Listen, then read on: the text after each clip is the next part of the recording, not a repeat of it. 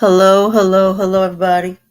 Welcome to A Happier You Leads to a Healthier You and a happier and healthier recovery and healing channel on YouTube. I'm your host, Goddess Asha Mariama. Thank you guys for joining me for this episode. If you guys like the commentary, you want to hear more, please go to speaker.com/A Happier You Leads to a Healthier You or my YouTube channel, A Happier Healing and Recovery channel.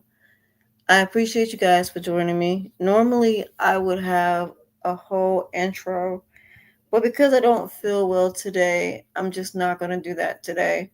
I just want y'all to hear the actual video that I am getting ready to play for you guys. This video is a conversation I did with Mr. Bryan Powers, and he tells a story about him and his wife almost getting divorced and everything that they had to go through as far as a healing and recovery journey to bring themselves not only back together for their children, but also for themselves, and the journey of therapy and counseling and childhood traumas that impact and affect marriages and even our adult relationships, because we all know that we have children. We as children go through trauma with our parents. What? Yes. Yes. Yes. Yes.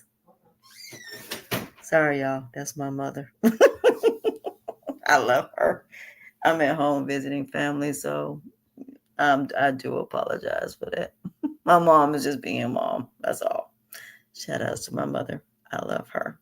But anyway, um, I'm visiting family for the holidays for Thanksgiving and Christmas. So my mom, she has very bad timing, but that's just who she is. So she gets a shout out. But anyway, but he talks about this integrated attachment theory that he found on someone that was doing it on a podcast. He ended up doing training with this individual, and now he's helping other people with the integrative attachment theory. In this conversation, he goes into it a little bit, but the conversation that we're going to have in the actual podcast, we're going to go more in depth into it. This is just a pre-conversation that I thought you guys should hear to prepare you guys for the actual conversation that we're going to be having, because that's one of the things that I'm absolutely going to do. If the conversations are really, really good, I will definitely let you guys hear them. So that way you guys will be able to be prepared for how the conversations are going to go. And that when we do the actual conversation, you guys have an idea of what we'll be discussing, what we'll be talking about, and how the conversation flows. So for those of you that are podcasters, I think it's important that you do pre-conversations with your guests to get to know them, to see what they do, to basically get to know them as people, and then you can pretty much go from there. So with that being said, without further ado, I'm going to mute myself, and then we're going to start the actual conversation, and I will be back at the end to close it out. So I hope you guys enjoy it. I hope you guys learned something from this pre-conversation, and look forward to the post-conversation, and let's get to it.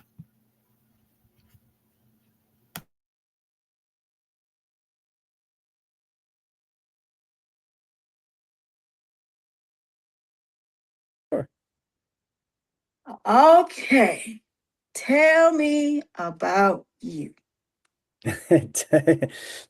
tell you about me. Okay. Yes. So yeah.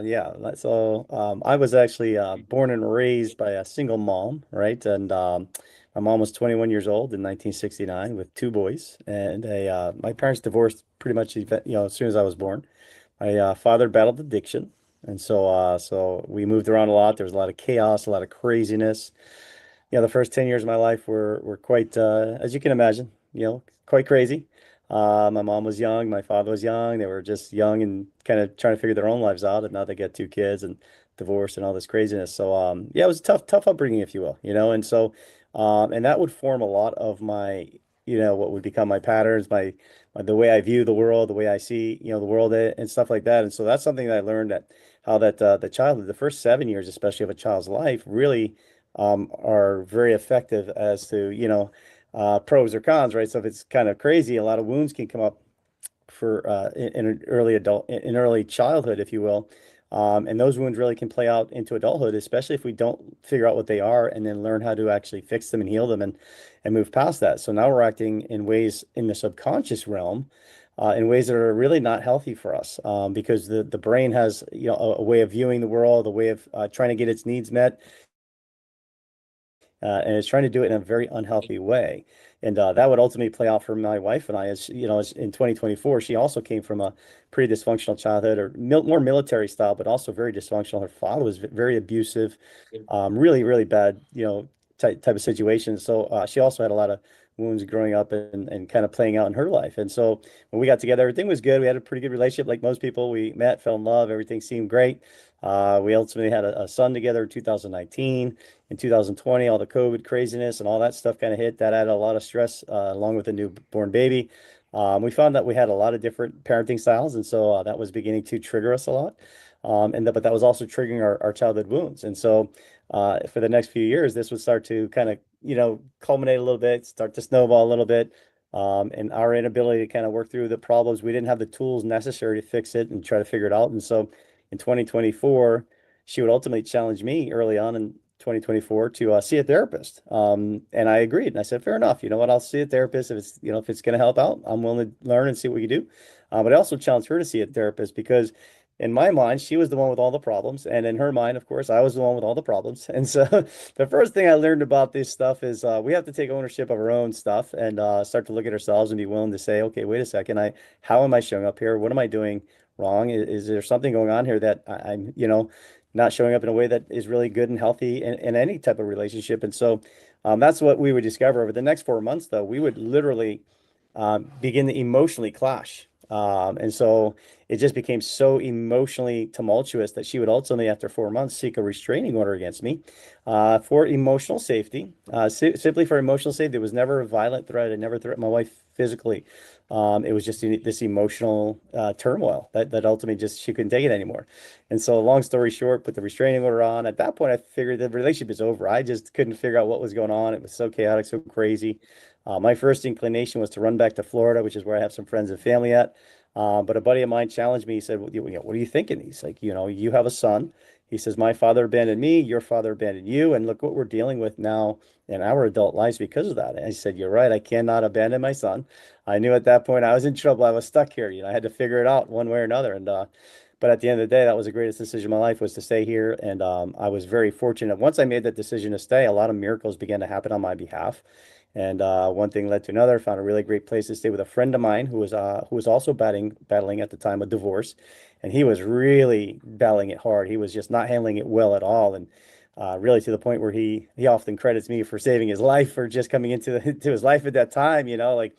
That's how bad things really were for him. But we helped each other. It was really great for us to both be together at that time. It was an incredible experience, and the fact that I fell into that spot and was able to live with a friend of mine who was literally living a mile away from my house. So even though I couldn't see my family, talk to my family, at least I was close enough, close in the area, and I felt pretty comfortable for myself to be able to get through this a little bit. And a lot of the same things, I could go to the same gym, go to the same supermarket, stuff like that, which just allowed me to kind of at least feel comfortable. But anyway, after a few months of that, we were doing some work. So my wife and I continued to go to our therapist. I had no idea she was still seeing her therapist, but she was seeing more of a childhood trauma specialist, which was working really well for her. About a month before the restraining order came up, she put the restraining order on me. I actually came across what's called integrated attachment theory. And I Okay. saw a really great podcast by Thais Gibson. It's Thais. Her last name is Gibson, Gibson. She did a really great podcast on the Mel Robbins show. And she talked about an hour and a half, hour and 15 minutes about attachment theory. And I was fascinated by this because I said, man, there is some truth to this. Like I could really see, my wife was one way, I was leaning another way, and there just seemed like there was a lot of answers there. And I was like, wow, I got really excited about somebody knew what was going on and could see kind of the behaviors and the way we were kind of handling ourselves. And so I just got really delved into that work with Thais Gibson and her personal development school. Even once the restraining order came on, I kind of was like, I'm still going to stick with this. And I still just wanted to learn. And I figured, what else am I going to do? I might as well take some time and continue to figure this out, which is what I did. I ultimately went to her school to be a coach as well. And so I was able to kind of take it to the next level and learn a lot of this stuff. And I didn't know if I was going to be a coach or not. I just really was, figuring out I can't lose if I learn it for myself. Great. If I decide to help other people with this, that's another added blessing. But at the very least, I just wanted to continue to learn. And so that's what I did. I continued to learn about attachment theory. And attachment theory is, again, it's really how we attach in relationships, whether it's our spouse, our friends, our family, stuff like that. And it really talks about, number one, how we attach, but number two, she created what's called the integrated attachment theory program, which is really what keeps us, which moves us from the insecure attachment styles to a healthier, secure attachment style. And it's based around six core pillars of the program. And those six core pillars are: number one, your core wounds. That's the subconscious thoughts and behaviors that we tell ourselves that we don't even realize we're doing. It's on automatic pilot. Those are the ones that are driving the bus, usually into a bad area. Number two, it's going to be your needs. Okay, really understanding what your true needs are, and then learning how to fulfill your needs on your own. So you're really not outsourcing your needs. Number three, it's our emotions. So number three is our emotions. How do we deal with our emotions? Number one, how do I, kind of bring those down a little bit, but also how do I use that as information? Because really the emotions are telling us something. It's information. So if we backtrack that a little bit, we go from our beliefs to our thoughts to our emotions to our actions. So beliefs lead to our thoughts lead to our emotions. So if I backtrack that, then I have to say, okay, well, what are my thoughts and what are my beliefs about this that's causing me to feel such an emotional trigger? When I do that, I can start to discover, oh, well, okay, I feel disrespected, I feel afraid, I feel not good enough, I feel like I'm gonna be abandoned, I feel all these types of things. That's where all of a sudden I said, whoa, okay, now that's what's really going through my brain that's causing me to act a certain way and now feel a certain way, but then act a certain way. And so when I learn to discover those things, I can begin to really kind of change those and figure that out. After that, we're going to work on our boundaries, which is huge. How do we set boundaries, healthy, good boundaries, right? And then I always say, like, the boundaries are the fence around the house, so they protect us. And so when I set a boundary, do people keep crossing the boundary? Do people keep coming over my fence? If they do, I have to readjust. I have to figure out, how do I tell them again? Hey, this is how I want to be treated. This is the way that I kind of, handle my business, if you will. And I'm going to figure out who can kind of respect my boundaries and honor those boundaries and work within a parameter that, again, is reasonable. We don't want to set crazy boundaries where it's unhealthy, but also not be boundaryless. And so finding that middle zone, if you will, is good. After that, it's our communication, which is huge. My wife and I did not know how to communicate in a way that actually would move the needle, right? And so many people, my wife would talk to me, be like, "Hey, I'm trying to talk to you," and I'd be like, "Oh, she's like, you're not listening." I'm like, "Of course I'm listening because I'm listening to defend myself, right?" I wasn't listening to understand my wife. I was listening to literally just defend and tell her why she was wrong and all that stuff. And so obviously that would lead to more fights. Nobody feels like they're being heard. Nobody feels like they're actually being understood, and that would just lead to more fights, and that those situations never got resolved. And so obviously, when something doesn't get resolved, that keeps coming back up. So if something keeps coming back up, you have to understand that it's coming back up because even if it happened 3, 4, 5, 6 years ago, it's because it was never truly resolved. And so we just began to learn how to communicate differently in a way that actually does move the needle. We actually listen to understand each other now, and it's totally different ballgame. And then last but not least is our behaviors. Number six, how do I change my behaviors? How do I act in a way that's really, becoming of the way a man should behave, and her as well as a female, right? How do we do those things in a way that's actually good? And, instead of maybe flying off the handle over something stupid, maybe I learned how to put my shoes on, go for a walk, get out of the house for an hour and a half, and just, walk until I feel more emotionally regulated. So now I can come in the house and have a better conversation and, be more honorable in the way that I'm kind of behaving, if you will. So those are the six core elements that Thais Gibson put together on how to kind of really heal ourselves, begin to move the needle from the unhealthy attachment styles to the healthy attachment style.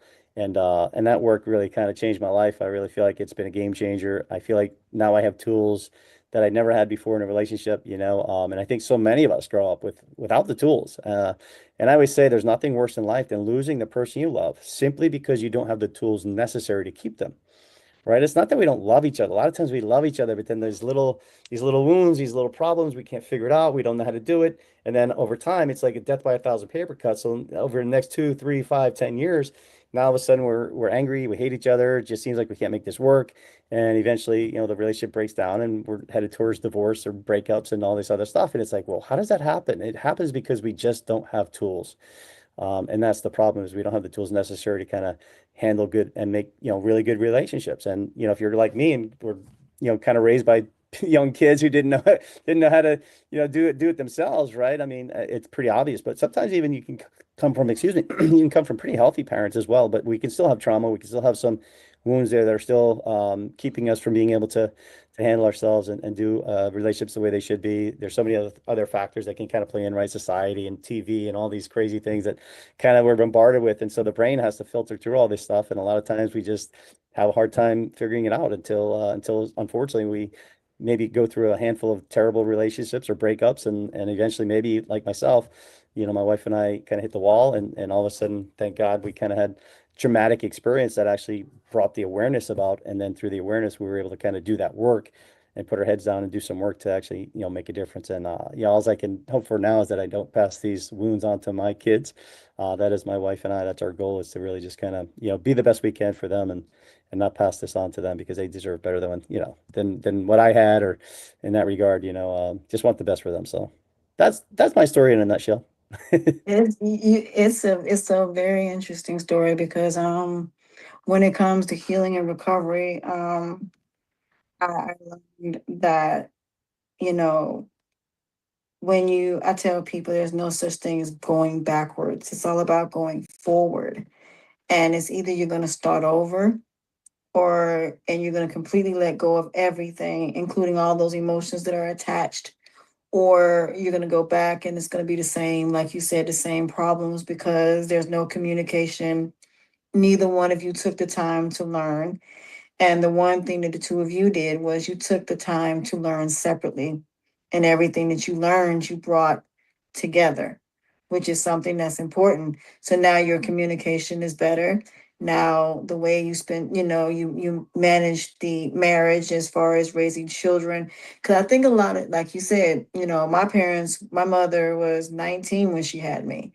My dad was older, 9 years older than her, military.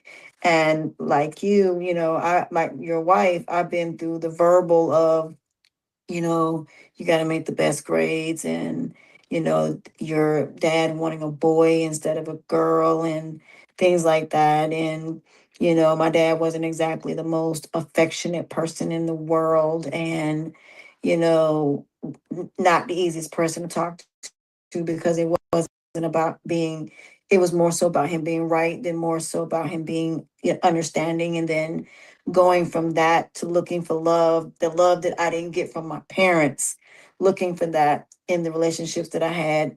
21, being pregnant, not intentional. Condom broke, got pregnant, not because I was being irresponsible. He was 19, he was 18, I was 20. I had took a year off of school. He was still in school. And we tried to make it work for 2 years and ended up being a single mom. Found out my son was autistic. And that was like one of the most devastating things in the world, because it's like, what did I do wrong? And then, being essayed, and then going through a domestic violence relationship in high school, and then going through this journey of you wanting to be loved so bad that you're willing to do all of these things just because you want that acceptance and you want that love, but you lose your respect because of what you're willing to do to get into that. And so when I started getting into healing, it made me physically sick, because one day I was in a hospital and I couldn't walk, and the doctor said, "Do you not realize that you're going through post-traumatic slave disorder?" I said, "What is that?" He said, "It's something where your whole entire life you have been treated as if your feelings don't matter, your wants don't matter. You settle, you allow people to abuse you because that is what you're used to." And he said, it's not just physically, it's verbally. You don't feel like you deserve anything. Sure. You're putting all of this weight on your shoulders, and you're always making sure everybody else is good. You're making sure everybody else is taken care of, but you're not taking care of you. And he said that could be what's causing everything else, because you're not taking care of you. And some people don't understand that that can happen. And I tell people that, I said, when you, the person, especially the sibling, the one that's the responsible one, and then you have the one that can't do no wrong, the one that gets everything they want, the one that got pays their way through school and you got to pay your own way through school. You're the one that when your parents end up going through something, you're the one they're coming asking you for money and not your sibling.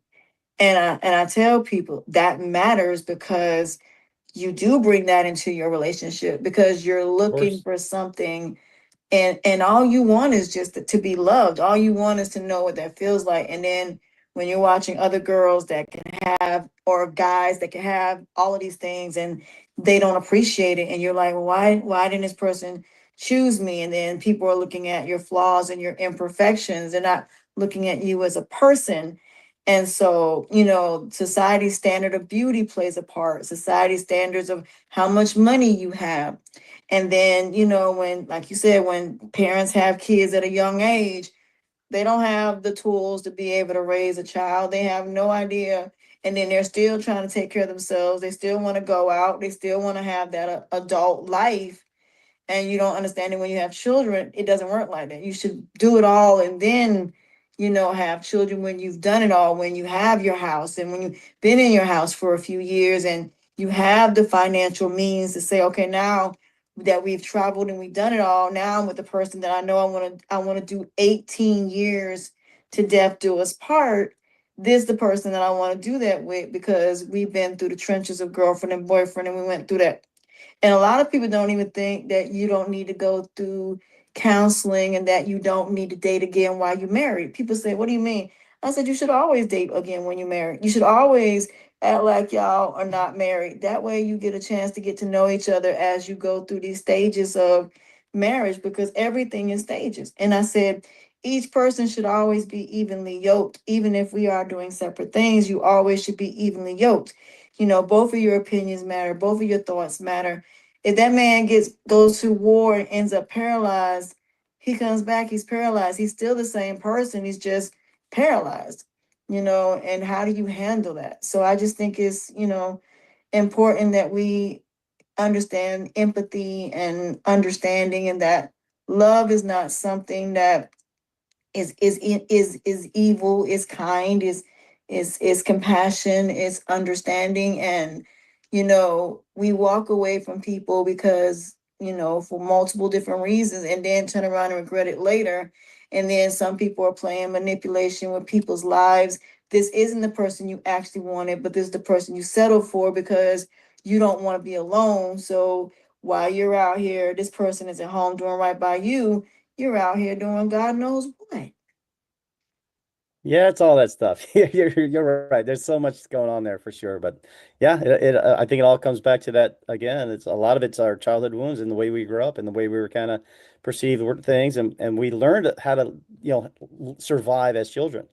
And so the way we learn how to survive, in your case, it sounds like you did a lot of people pleasing with your parents, try to you parentified your parents really, and so like that becomes a problem because now you're trying to please them, you're trying to do everything you can to keep them happy, serve them, and now you take this, into every other relationship into your life, and now you become more of a people pleaser, become maybe even codependent, where, and now you're searching for love because of the things that you're doing for people, trying to maybe even doing all that to keep things quiet, to keep things cool so that you feel safe.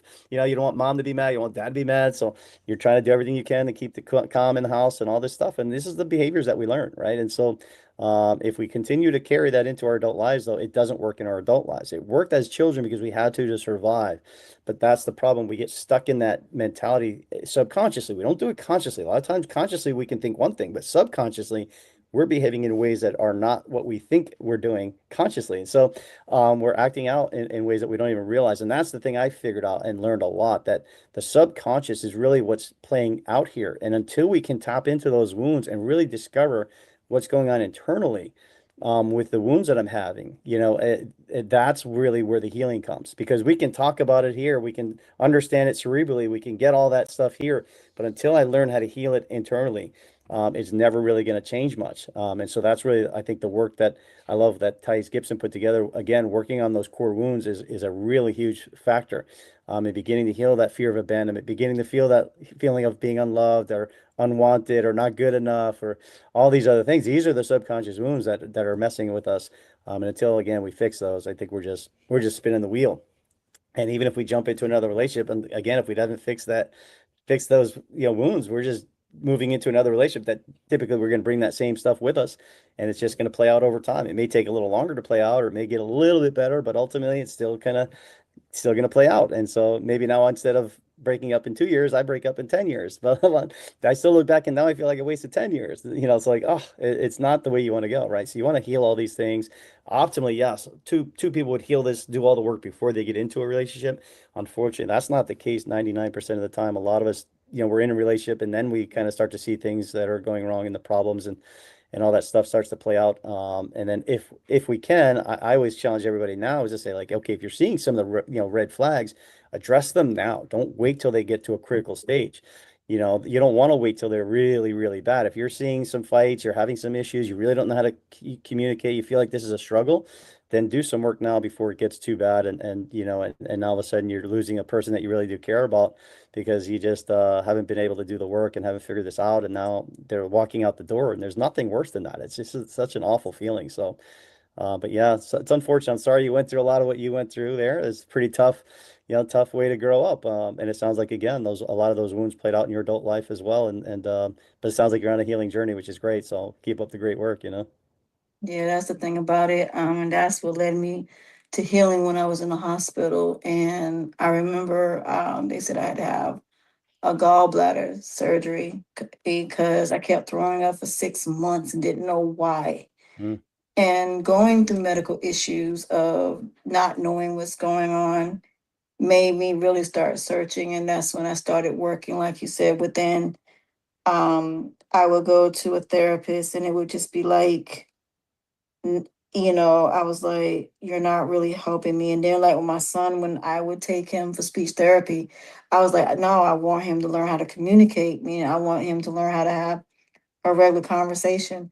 But it wasn't like that. And I said, it's like we're missing that balance of going to a therapist and then actually doing actions. And that's what I love about coaching.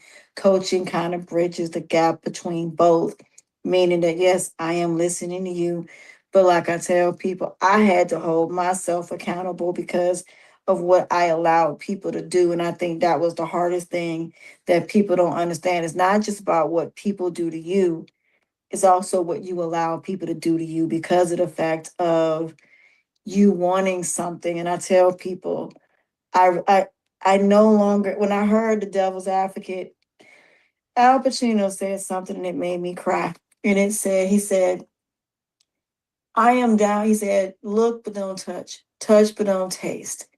He said, while God is up here, I'm down on the ground giving man their desires and their wants. It stopped me right there. And I said, wait a minute. Let me stop right here for a minute. And I said, what does that mean? And when he kept talking and he kept saying how I'm a fan of man, vanity is the devil's greatest sin. And when I started looking at why I wanted things, I wasn't seeing them for what they were. Because I was like, I want this so bad. I don't care who I hurt. I Yeah. don't care if I hurt myself. I want this. But then when the rose petal glasses come off, and I hear people say it all the time when they're in divorce, you're not the person I thought you were. They never were. They were your interpretation of what you thought they were. They were a wolf in sheep's clothing that presented themselves as someone that, like a siren that leads, the ships to all the pirates to their demise in Greek mythology. And I started really paying attention to that. I said, you know what? And then I started reading the Bible about wants and things like that. And I said, you know what? I'm looking at wants completely differently than what I should. So now I was like, I only want things that are attainable based on what they truly are, not my interpretation of it, not my visual side of it, but seeing it for what it is. And that's how I learned about rejection. And I said, you know what? Actually, rejection is not a bad thing because that means it was never meant for me in the first place. And then I learned that you can be chosen but not be accepted. You can be accepted but not be chosen. And people are like, what do you mean? I said, let's say, for example, you get chosen for a football team, but the players don't like you. So even though the coach knows you have the talent, the players don't like you. And then the players start giving you a hard time. And then something ends up happening. All because you thought you got accepted, but you weren't chosen. And I said, and I started looking at things differently. So now and that was through my son having autism and the way he thinks, because I would say no, and he'll look at me and then do it anyway. And then one day I said no about a PlayStation because he broke it. He went to granddaddy, and granddaddy went and got it. I said, didn't I say? I said no. My dad's like, well, I'm gonna get. I said, Dad, you just went over my head, and now he feels he can always go to you every time he does something. So it's the same thing. When I started, watching him, I said, you know what? This is what we really do. I was like, we just determined to get what we want. And if we can't get it from one person, we're going to get it through another, which made me realize that's what infidelity is. Infidelity is if I can't get it from one person. And people, I said, it's not, and the Bible is not even a sexual thing. It's more so whoever's going to give you what you want, that is who you're going to go to get it, even if you hurt someone else and betray somebody else in the process. Yeah, no, That that's right. part. So I learned that the brain is a needs meeting machine. And so again, if my subconscious brain is needing connection, it's needing love, it's needing to feel important, it's needing to feel whatever that need is subconsciously that I need, that my brain thinks it needs, it's going to do whatever it takes in the quickest way possible, even if in the long run it does a lot of damage. And that you're so right. So now you talk about infidelity, you talk about using drugs, you talk about using, these types of things, even though it's unhealthy in the long run, and we kind of know it consciously, but the subconscious doesn't care. The subconscious says, I don't care, let's do this. I need it. I gotta have it. I gotta have it. And so that's something that again we have to break. So yeah, kudos to you. You figured that out. That's That, something I that, that figured out as addiction. well. I learned it last year. I mean, honestly, I was in the throes of it, and I actually had a friend of mine, my ex-girlfriend, who I was on the phone with at the time when everything was really falling apart, and she literally said to me, she says, Bryan, you sound like an addict right now. And it stopped me in my tracks because I was like, wow, like I felt like an addict. And I said that. I was like, I feel like when I feel like I know consciously I don't want to do certain things, behave a certain way, but I was so desperate to keep the relationship together, my family together, because I was feeling unsafe. I was feeling abandoned. I was feeling all these hurt wounds and stuff like that, that I was just desperate to keep it all together no matter what. And it just kind of was like, wow, what an eye opener. And that's how I know that the conscious, the subconscious really overpowers the conscious. And so we cannot outwill or overpower the subconscious. And something I really learned that's really hardcore. That's why we got to heal the subconscious. We got to do a lot of the healing work so that we can, get that on automatic pilot, if you will. And we can create new neural pathways so that the brain begins to start to send good signals, healthier signals to our brain. And now we're operating on a healthier spot. And again, subconsciously, again, it's autopilot. So once I can do that and put the brain on autopilot in a good way, then all of a sudden things get better easily. It's like I don't even have to work at it. It just seems like it's flowing now. Well, why is it flowing? Because I have new neural pathways. I have new ways of thinking and being. And that's where the Bible talks about being born again, right? You have to be born again. You have to be new. This fresh new person that I'm now creating is becoming totally different than the old person that I once was. And now I can wake up, after years of really working at this, and I think you can make great strides early on. Don't, it doesn't take years to change, but I mean, as we continue to do this process over time, we just get stronger, better, and healthier. And now all of a sudden we're adults in a different way. And we're handling life in a different way than we ever did, whether it was a year, 2 years, 5 years, 10 years ago. Life is different, and we're a new creation, and it's a totally different world that we're living in. So, right? Yep, it's like and I said that. I said when you heal, a part of you dies. And I said if you look at crucifixion and you look at the resurrection, that's the same thing. I tell people there are people crucified every day from some of the most craziest situations, and they resurrect from it, and they're not the same persons that they used to be. I mean, and you're not supposed to, but in the society that we're in, that growth, that evolution, and that evolving is not something a lot of people want, because once like one of my exes introduced me to Bruce Lipton and Joe Dispenza, and that's why I know a lot about the conscious mind and the subconscious mind, and also about the chakras and about your third eye and expanding that. And I remember the first time I had opened my third eye, it was by accident. It was just one day I was saying something, and Next thing I know, I said it and I just stopped for a minute. I said, huh? But then it actually made sense. And then as my mom, I had one, and people don't understand when that happens, you have the biggest headache for days. And then as my mind started to expand, I started learning emotional intelligence. And I said, you know what? Let me start studying the emotions first. Let me understand emotions and how they feel.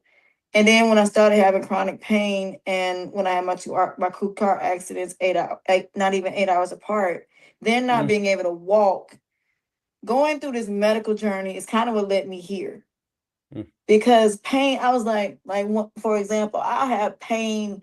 I'll take Motrin, and I'm like, why is it that every time I take something, it moves, and I'm like, it's worse up mm. here than it is Right. down here, Yeah. and I was like, why is this happening? And then a friend of mine, he does these documentaries about CRPS. And when I started learning about CRPS, I started incorporating that into mental. And I said, now it makes sense of why the mind doesn't understand and process pain in the same way as our feelings, which explains why we're in our feelings as much and why we react, because it hits the physical first before it hits up here because of the fact of your nervous system. And when I went to the doctor for my nervous, and he was doing all these different things, and I was feeling all these different sensations, it went all the way up to my brain, and I'm just sitting there, and I couldn't feel nothing.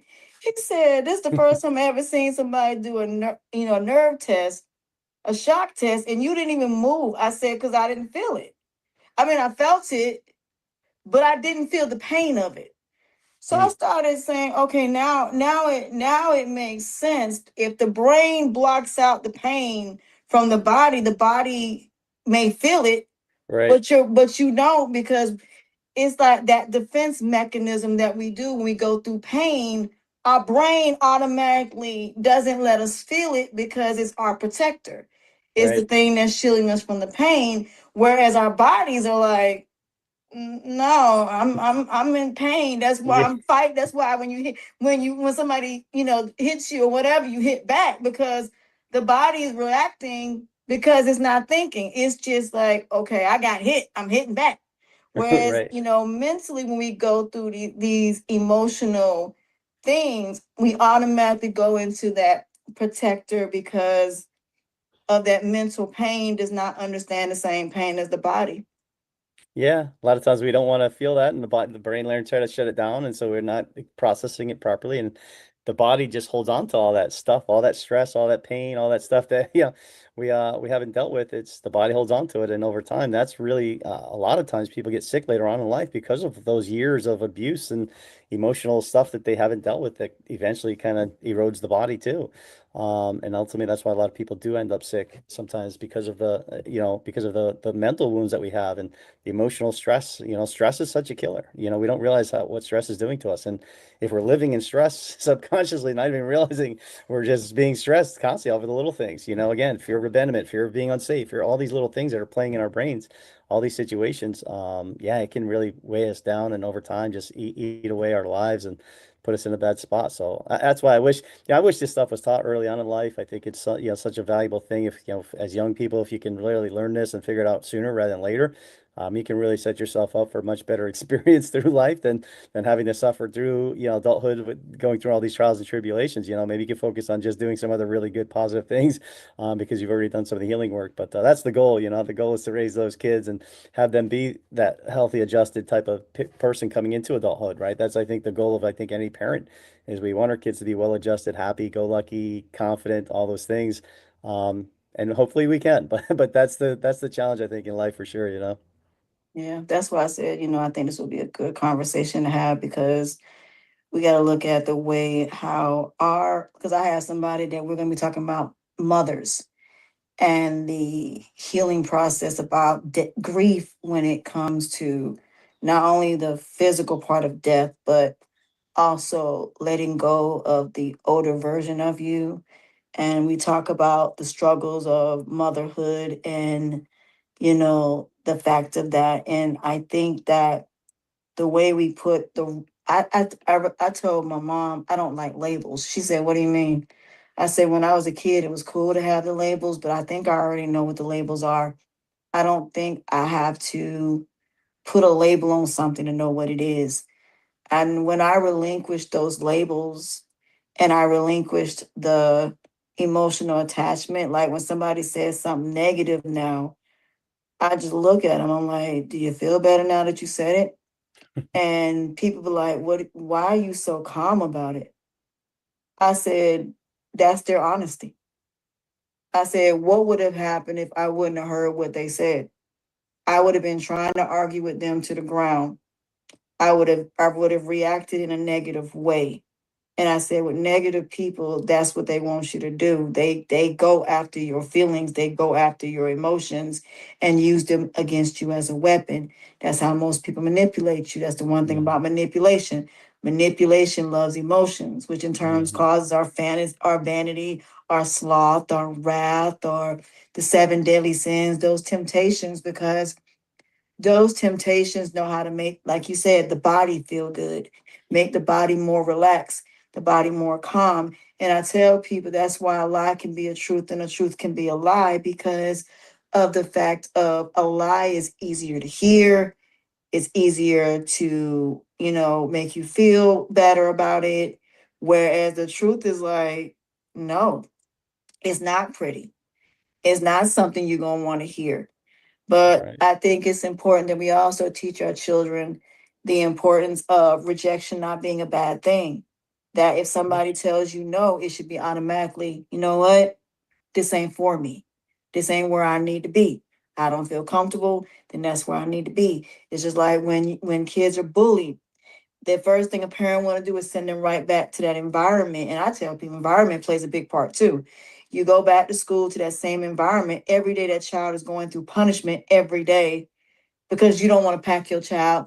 You don't want to take them to another school because it takes away from what you need to do, but that's not how it works when it comes to kids.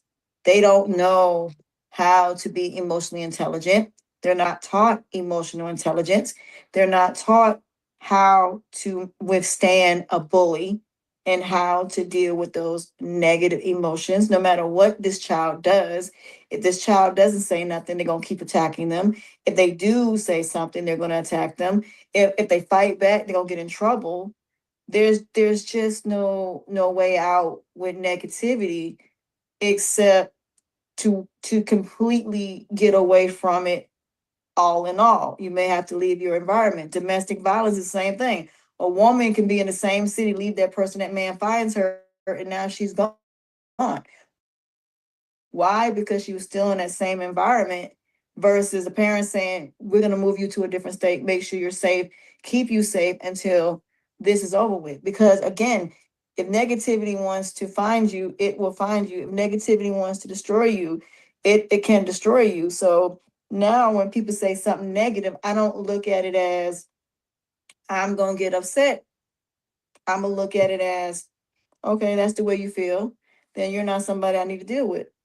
You're not somebody that I need to be a part of. And the one thing I tell people, when you close chapters, that is the best healing you can do, is when you close those chapters permanently. And you close all of these things. Like I told people, I don't need to go back and talk to my dad about what he did. I don't need to go back and tell my mother what I did, what she did. I closed the chapters because I had a conversation. It wasn't about an apology. It wasn't about excuses. It was, this is how I feel. This is, how I look at things. It's not about right or wrong for me. It's more so about you respecting me as your daughter. And no, I'm not expecting to have that father-daughter relationship, but what I am having is that understanding. I'm not forgiving you for you. I'm forgiving you for me, because I want to let it go. And I think once we let go of all of the emotions attached to the negativity, that is one thing that helped me heal physically, when I started relinquishing that spiritual weight. And people are like, Mm-hmm. what is spiritual weight? This is when you take on everybody's problems. And that was something that I was doing. So when I started putting boundaries and I started, understanding my worth and understanding that I missed out on a lot that I could have done and the time that I could have wasted doing something else. When I saw Nickelback and I saw that video where it had the time clock, not the regular time clock, but your time, how long you've been on this Mm. earth. And when I saw zero, I was like, you know what? Yeah, that part time. I think we don't understand that, you know, time is something that will move no matter if you stay stagnant, no matter if you go backwards. Time is still going to move. You're still going to age. It's not going to change. There is no fountain of youth. Yeah. It's none of that. And no matter what you do, you're not going to change the fact that you're still getting older, no matter what. And once you start realizing that we spent our whole entire lives making other people money, we spent our whole entire lives, messing up our credit, all of these things that our parents didn't know. And thanks to Donald Trump, we all know now. Now we know everything that we, didn't know years ago. And now this younger generation is like, now we look at things differently. So, it always worked like that. And I always say every kingdom has its day. Every empire has had its ups, has had its downfalls. But again, I tell people it's not about how we fall, it's about how we rise. People have hit rock bottom many times. Some people have hit rock bottom a few times. But now once they hit it that first time where it hit the most, some people when they hit it, it may not be intentional, it may not be their fault, but they know how to get out. Some people go down the rabbit hole and they go down there to Wonderland and they meet the Mad Hatter and they end up meeting the Queen of Hearts. Everybody thought the Queen of Hearts was the villain. I said no, Alice was the villain, and they said why?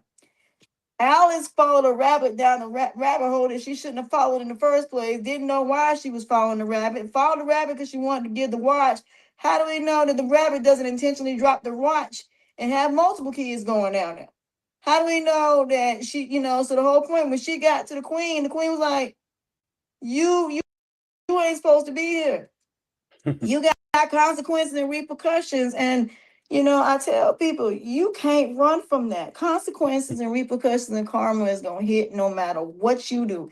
And that's why I said now that's the first thing I think of. I think about that part, about what would happen if I do this now. What would happen if I do this? If it's negative, it's negative. That's just it on that. It's not going to end well. Negative people, okay, you're negative and I'm not, So seeing things for what they are. So now I look at all these stories so differently now. I'm looking at all these childhood stories now. All the lessons were always there. It's just we as parents never looked at Little Red Riding Hood, Goldilocks, and the Three Bears, not understanding every last one of these stories are how you teach your children decision making and critical thinking and common sense and common judgment.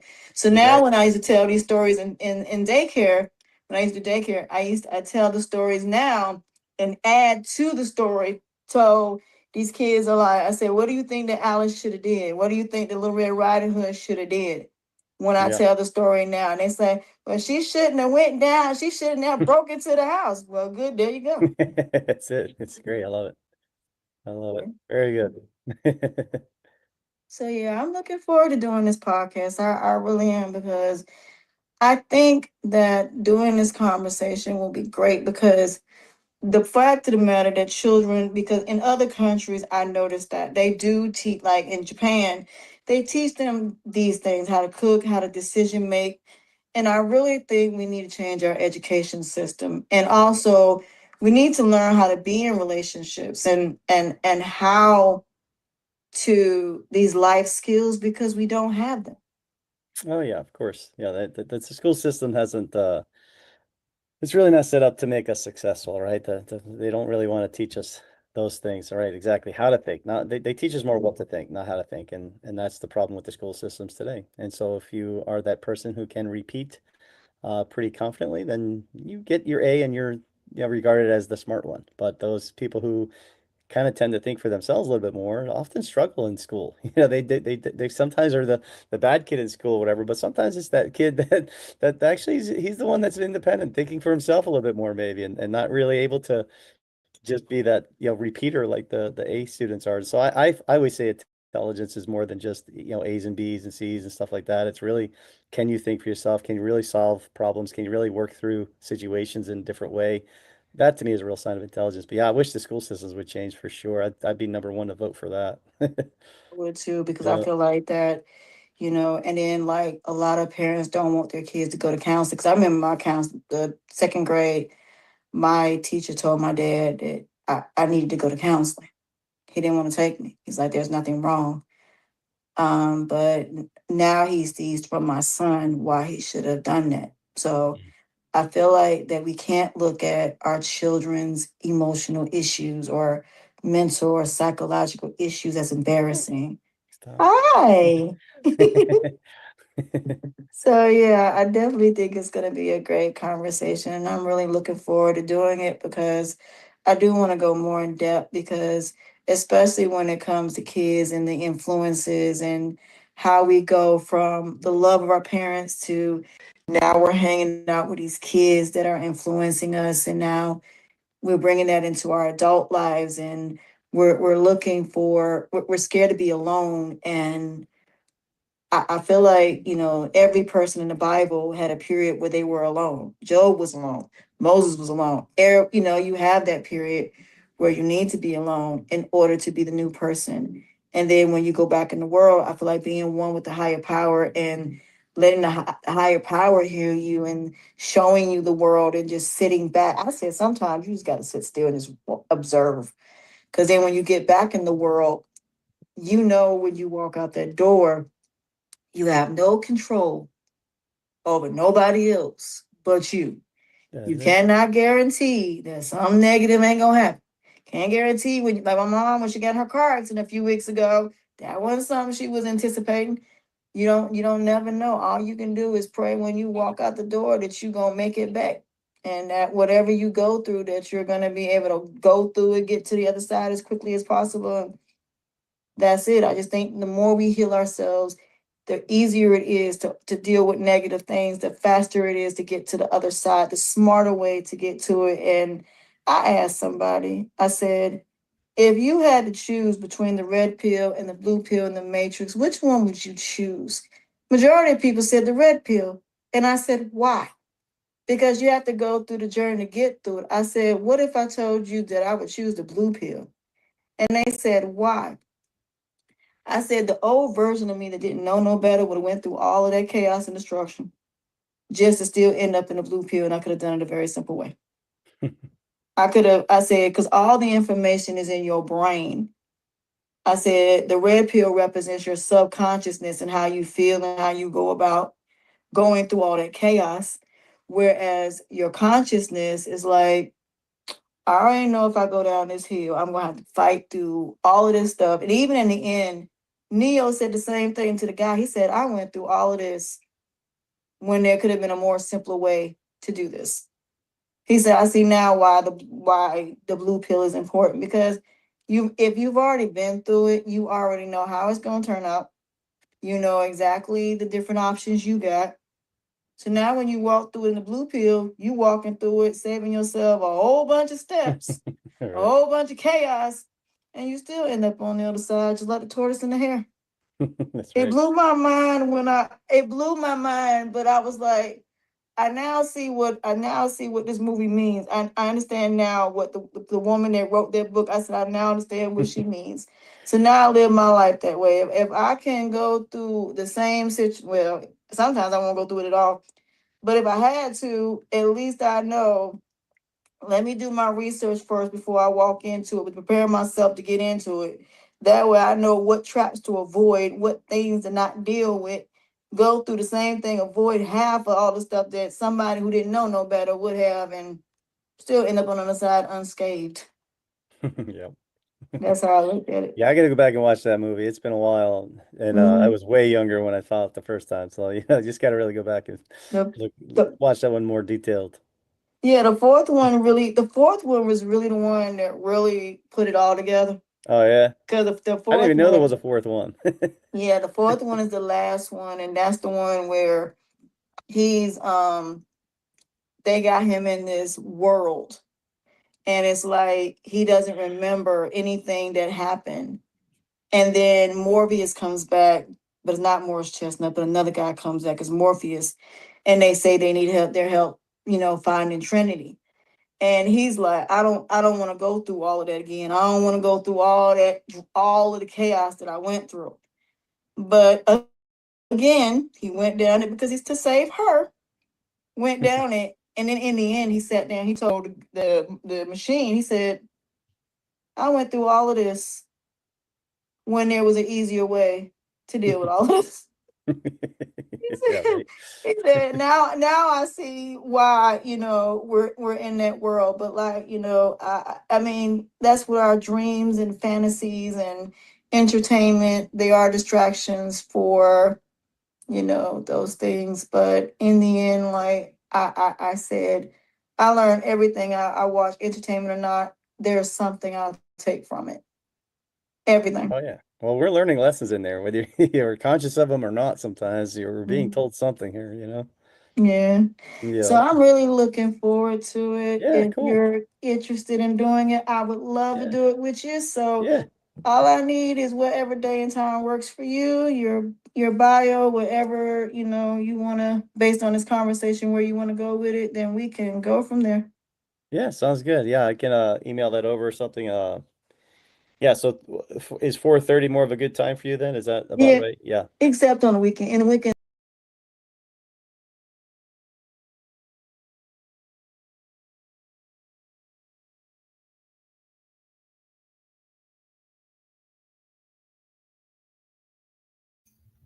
Okay, y'all, I'm back. Well, that is the interview that I wanted, the pre-conversation I wanted y'all to hear. So we will be doing the conversation very soon. So at least you guys get to hear a summary of what's to come as far as each conversation. So each person I have, there are always pre-conversations, so I can get to know the person, see where the conversation is going. If it's where it's going to be enough to where it turns into something, then I will definitely post it. But I really want to thank you guys for joining me for the episode. I look forward to doing the conversation with Mr. Powers about the integrative attachment theory. And with that being said, don't forget to hit the like, subscribe, notification button to receive notification of my videos. And until next time, I will see you guys next time. Bye.